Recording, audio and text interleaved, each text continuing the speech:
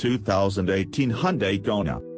Amidst Hyundai's sprawling, city-like research and development center, a gaggle of 2018 Kona crossovers awaits on the test track ahead.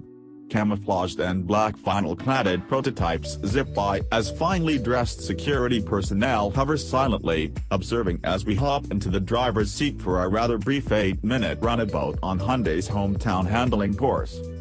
Hyundai won't launch the Kona in the US until March 2018, well behind the now-established Honda HR-V, Mazda CX-3, Jeep Renegade, and more recent Toyota CHR.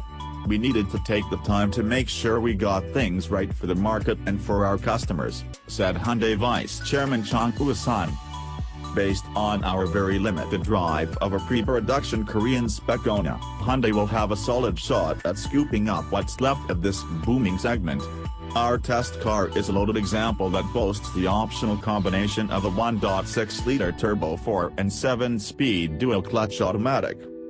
As in previous models, such as the Veloster Turbo and Sonata Eco, the engine makes 175 horsepower and a healthy 195 pounds-to-foot of torque from 1,500 to 4,500 RPM. The BAS engine will be a 2.0-liter Atkinson cycle 4 good for 147 horsepower and 132 pounds-to-foot of torque paired with a 6-speed automatic. Drive modes include normal and sport, with the latter adding slightly heavier steering, sharper throttle sensitivity, and a sportier transmission mapping that downshifts earlier under braking and holds gears longer under heavy throttle input. Other markets will also get an eco option that, somewhat amusingly, isn't included for US models. Experience taught Hyundai that customers often unknowingly leave the drive mode in eco and then complain the car is underpowered. Down the long straightaway at the beginning of our test run, the punchy little engine impressed with its generous low-end torque and smooth shifting transmission. There's a bit of hesitation at low speeds as the dual clutch tries to find its footing, but once on the boil it's an adept and perfectly suitable powertrain. Hyundai expects 35 to 40% of Kona buyers will spring for the upgraded engine, which will be standard on Cell and Ultimate models. The BAS engine and transmission will be the sole powertrain for the lower-level SE and Cell trims. All-wheel drive will be offered as a standalone option on all models, and Hyundai expects about 45% of buyers to tick that box. Hyundai is so far frustratingly mum on how exactly the suspension and steering will be tuned for US spec models, but the Korean-spec Kona has a reasonably firm suspension and pleasant heft to the steering. While not as sharp and responsive as the Mazda CX-3, the Kona is a far cry from the lethargic Honda HR-V, even in normal mode.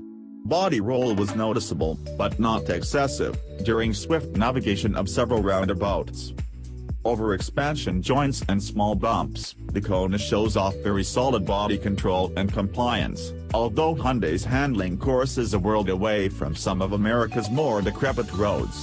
Engineered imperfection just isn't the same as good old-fashioned neglect and poor infrastructure management. Our test car was equipped with all-wheel drive, meaning it featured a multi-link rear suspension in place of the front-wheel drive version's torsion beam setup.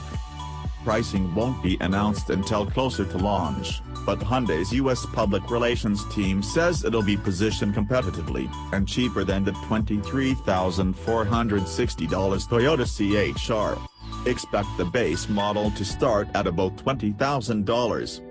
With its good chunk of available gear, not to mention the pedestrian detection safety technology that's something of a rarity so far in this space, the 2018 Hyundai Kona should present a perfectly valid alternative within a space that's becoming ever more crowded with choices. It'll be the first strike in Hyundai's planned SUV product assault, which will include a smaller crossover below the Kona as well as a 3-row family SUV above the Santa Fe.